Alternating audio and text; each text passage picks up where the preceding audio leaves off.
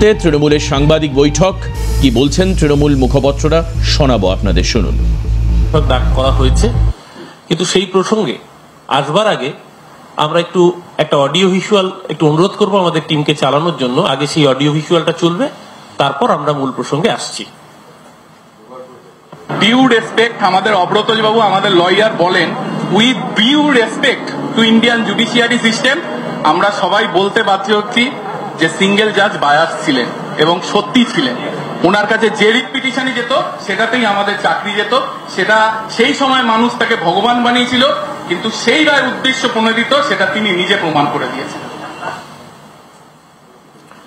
আপনারা দেখলেন যে আজকের মহামান্য হাইকোর্টের এই রায় কার্যত বেআব্রু করে দিল সেই নেক্সাসকে যে অতৃপ্ত প্রেতাত্মারা চেয়েছিল 32,000 পরিবারের চোখের জলের বিনিময়ে পলিটিক্যাল ডিভিডেন্ড কুড়োতে।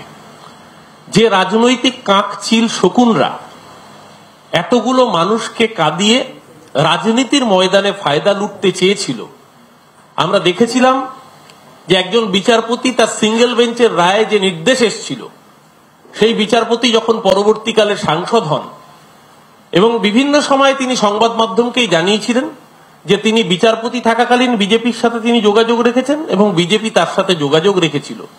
আজকে তার রায় যে পক্ষপাতদুষ্ট ছিল শুধু তাই না, বিজেপিকে পলিটিক্যালি ডিভিডেন্ড পাইয়ে দেওয়ার জন্য সেই রায় ছিল বাংলার হাজার হাজার ছাত্রছাত্রী, শিক্ষক শিক্ষিকার চোখের জলের বিনিময়।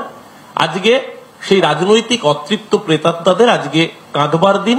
আর যে 32,000 প্রাইমারি শিক্ষক শিক্ষিকাকে চোখের জলে ফেলবার জন্য তারা পরিকল্পনা করেছিলেন, আজকে মহামান্য আদালতের রায় মাননীয় মুখ্যমন্ত্রীও বলেছেন যে আমরা আদালতের উপর ভরসা রাখি, আমরা আদালতকে সম্মান করি, বিচার ব্যবস্থাকে সম্মান করি।